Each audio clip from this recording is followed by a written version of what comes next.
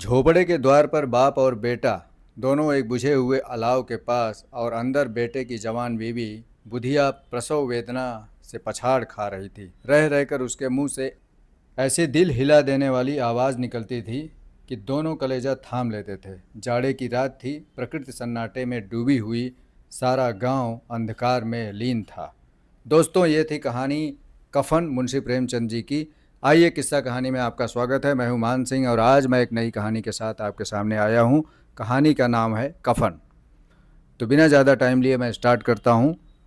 बस आपसे एक रिक्वेस्ट है, अगर आप चैनल पर नए हो तो प्लीज़ चैनल सब्सक्राइब कर लीजिए और बेल आइकॉन ज़रूर दबा देना। उससे क्या होगा, आपको आने वाली कहानियों का नोटिफिकेशन आ जाया करेगा। तो आइए मैं स्टार्ट करता हूं। कफन। धीसू ने कहा, मालूम होता है बचेगी नहीं, सारा दिन दौड़ते गया, जरा देख तो आ।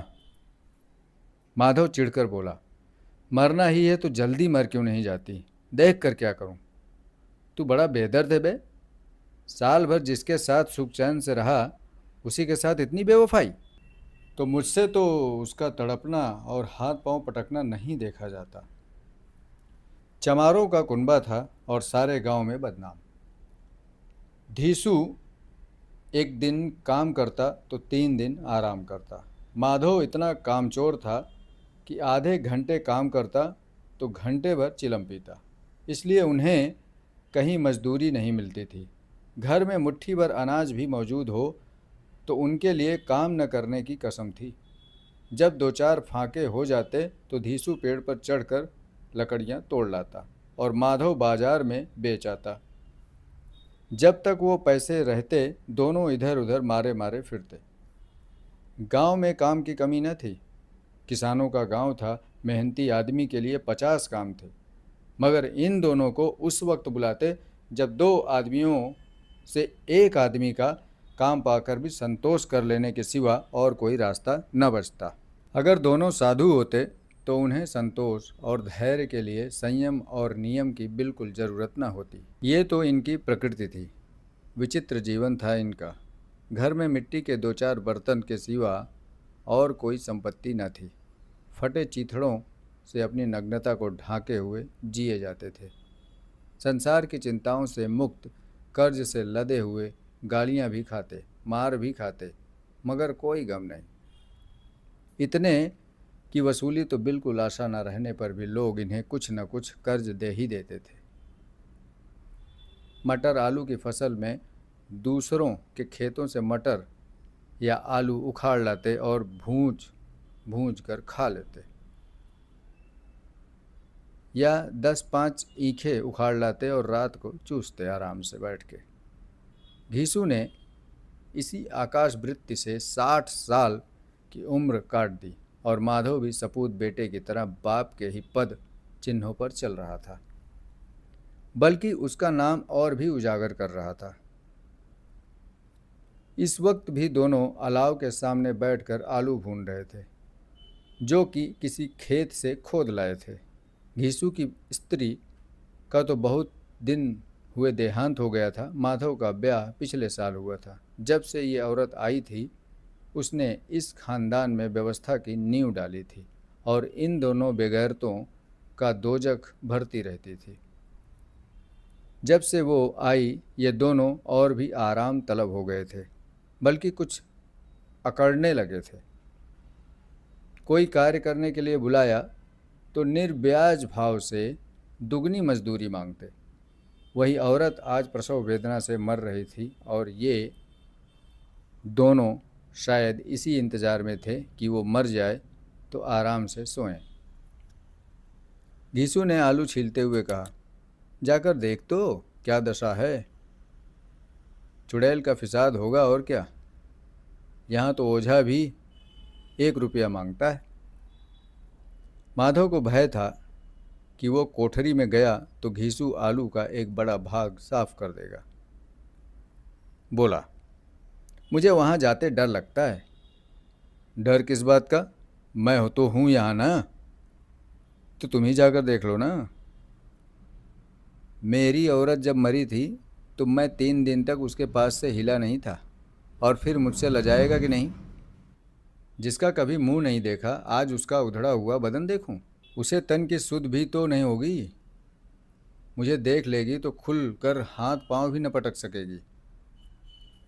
मैं सोचता हूँ कोई बाल बच्चा हुआ तो क्या होगा। सोंठ गुड़ तेल कुछ भी तो नहीं है घर में। सब कुछ आ जाएगा, भगवान दे तो। जो लोग अभी तक पैसा नहीं दे रहे हैं वो भी कल बुला बुला कर देंगे।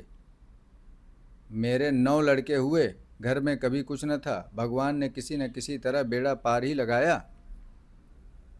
जिस समाज में दिन रात मेहनत करने वाले लोगों की हालत उनकी हालात से कुछ अच्छी न थी, और किसानों के मुकाबले में वो लोग जो किसानों की दुर्बलताओं से लाभ उठाना जानते थे, कहीं ज़्यादा संपन्न थे। वहाँ इस तरह की मनोवृत्ति का पैदा हो जाना और अचरज की बात न थी। हम तो कहेंगे घीसू किसानों से कहीं ज़्यादा विचारवान था, और किसानों के विचार शून्य समूह में शामिल होने के बदले बैठकबाजों के कुत्सित मंडली में जा मिलता था। हाँ, उसमें ये शक्ति न थी कि बैठकबाजों के नियम और नीति की पालन करता। इसलिए जहाँ उसकी मंडली के लोग गांव के सरगना और मुखिया बने हुए थे, उस पर सारा गांव उंगली उठाता था।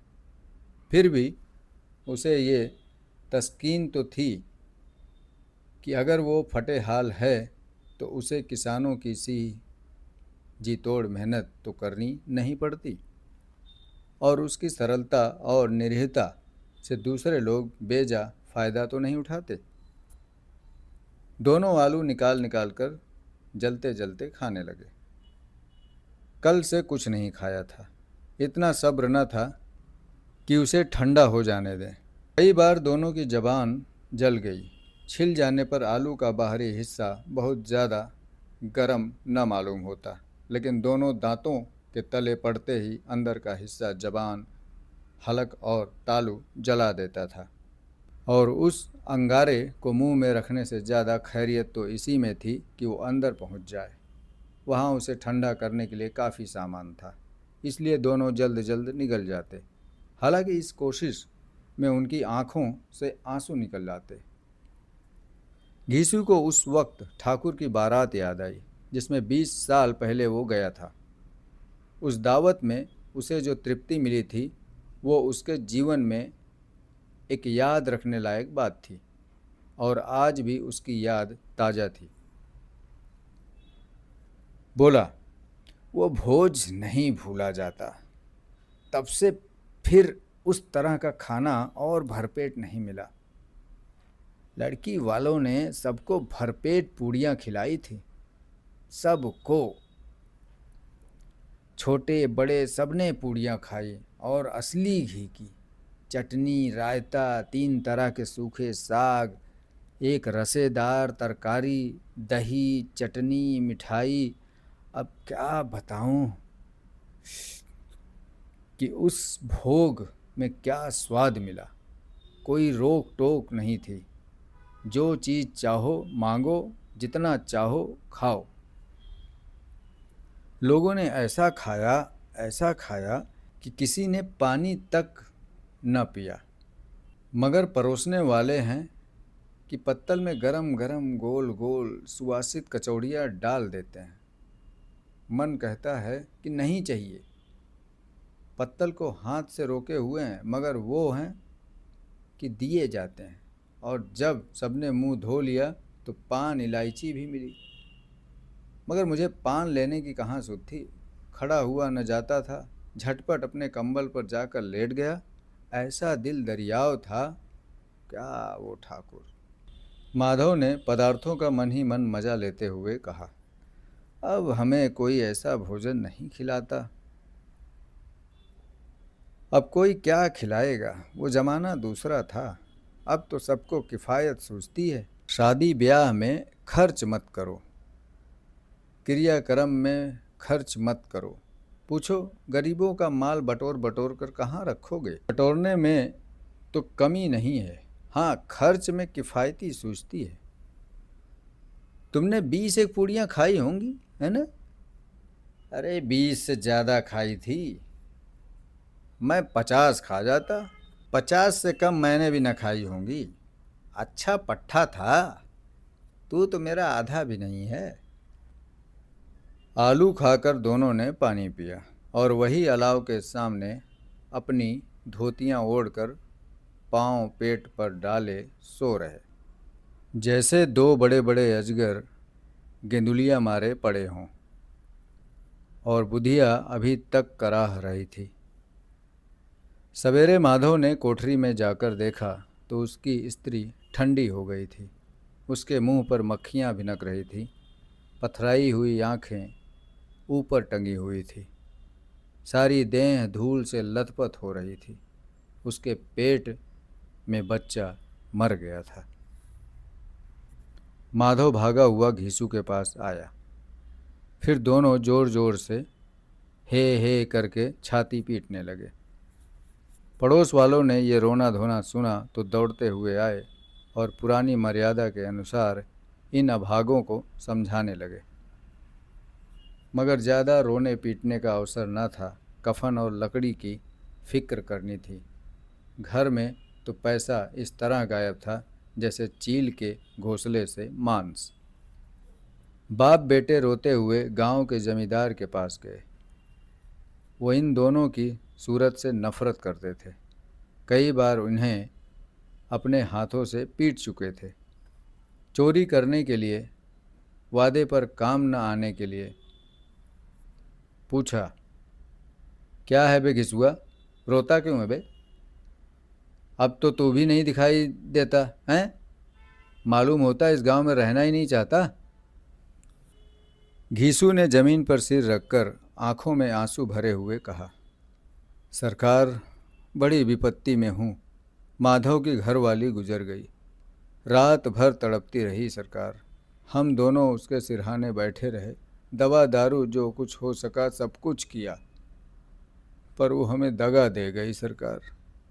अब कोई एक रोटी देने वाला भी न रहा मालिक। तबाह हो गए हम। घर उजड़ गया।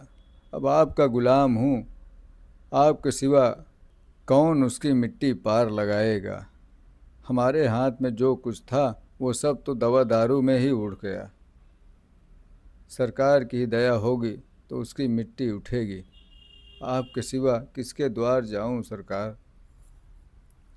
जमींदार साहब दयालु थे, मगर घीसू पर दया करना काले कंबल पर रंग चढ़ाने जैसा था। जी में तो आया कह दें, चल दूर हो यहाँ से। यूँ तो बुलाने से काम नहीं आता। आज जब गरज पड़ी तो आकर खुशामद कर रहा है, हरामखोर कहीं का, बदमाश। लेकिन ये क्रोध का या दंड का अवसर न था। जी में कुटते हुए 2 रुपए निकाल कर फेंक दिया, मगर सांत्वना का एक शब्द भी मुंह से न निकला। उसकी तरफ ताका तक नहीं, जैसे सिर का बोझ उतारा हो। जब जमींदार साहब ने 2 रुपए दिए तो गांव के बनिए महाजनों को इनकार का साहस कैसे होता? घीसू जमींदार का ढिंढोरा भी पीटना जानता था। किसी ने 2 आने दिए, किसी ने 4 आने। 1 घंटे में घीसू और माधव बाजार से कफन लाने चले। इधर लोग बांस वांस काटने लगे।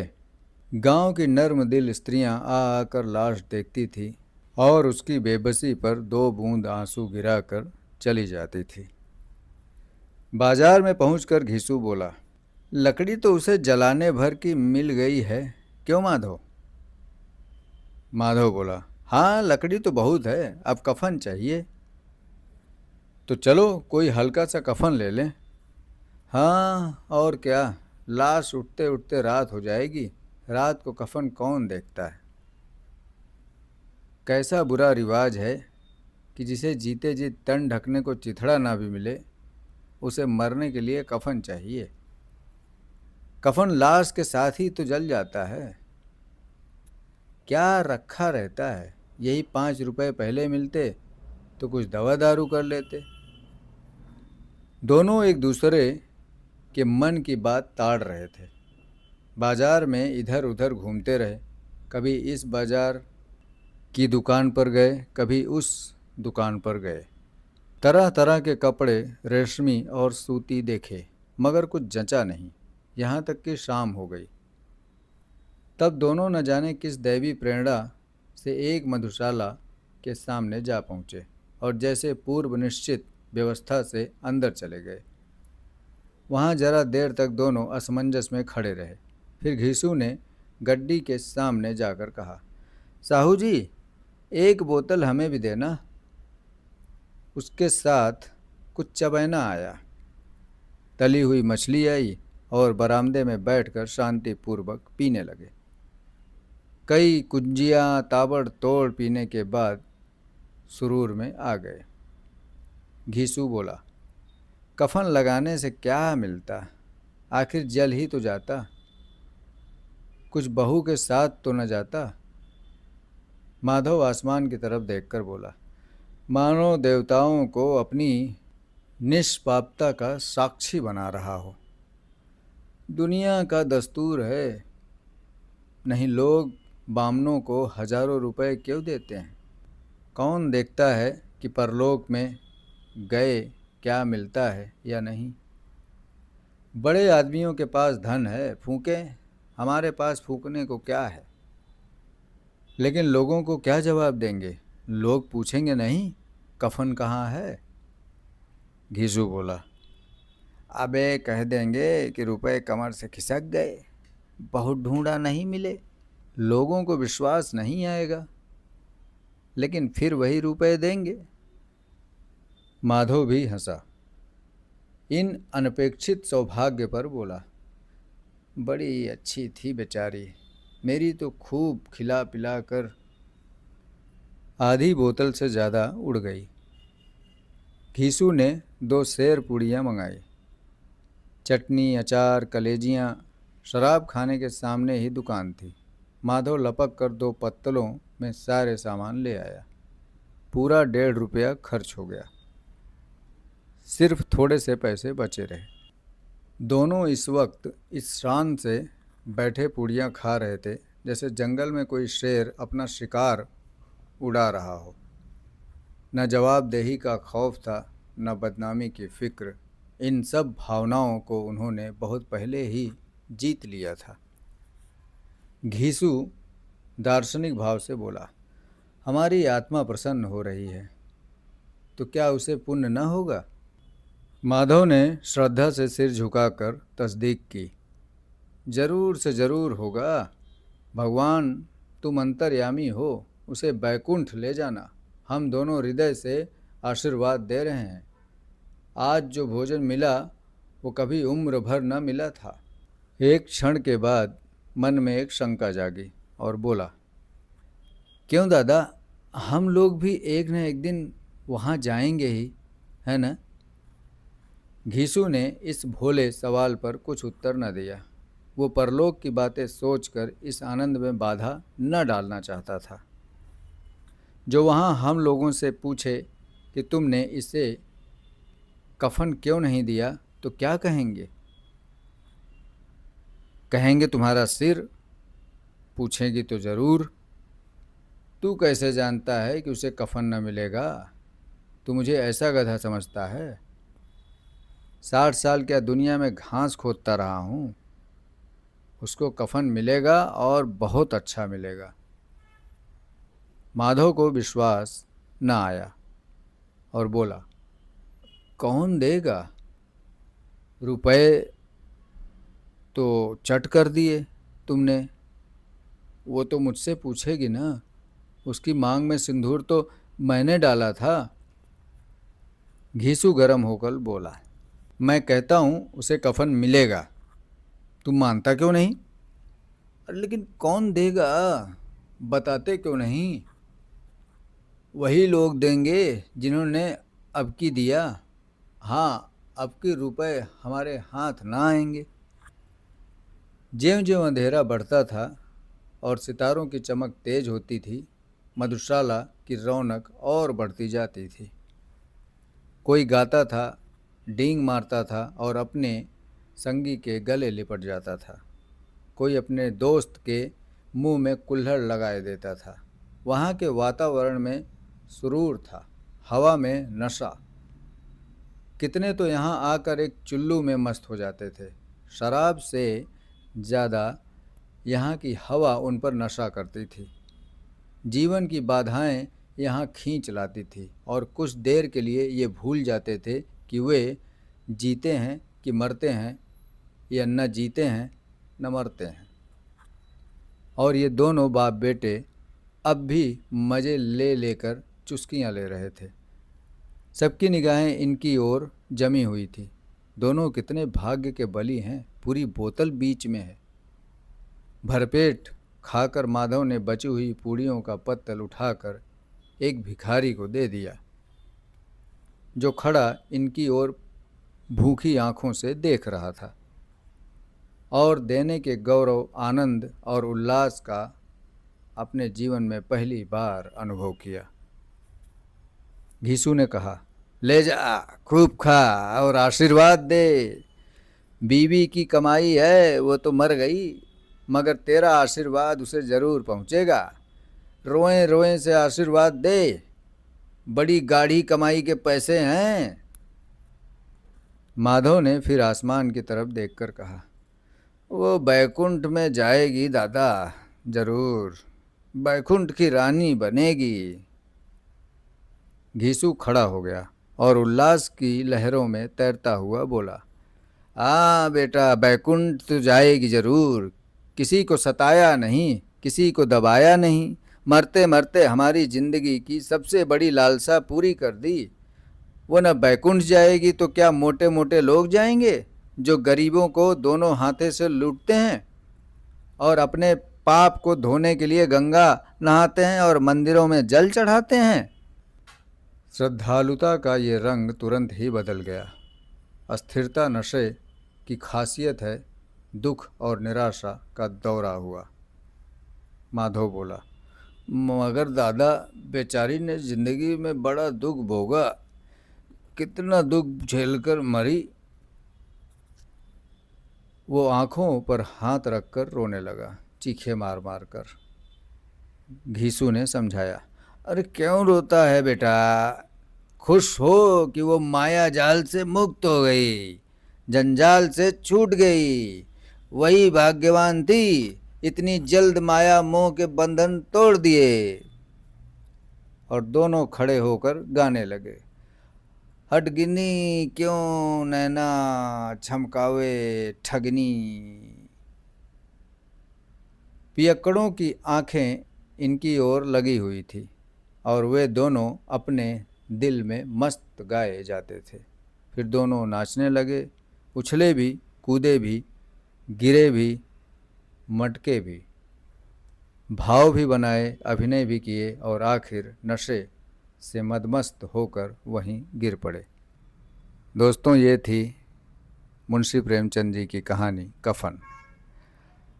अब हमारे बीच में, हमारे आपके बीच में ऐसे लोग हैं जो आज भी एक्सक्यूज़ेस देकर अपनी जिम्मेदारियों से ऐसे मस्त मौला की तरह पी रहे हैं, नशे में झूम रहे हैं।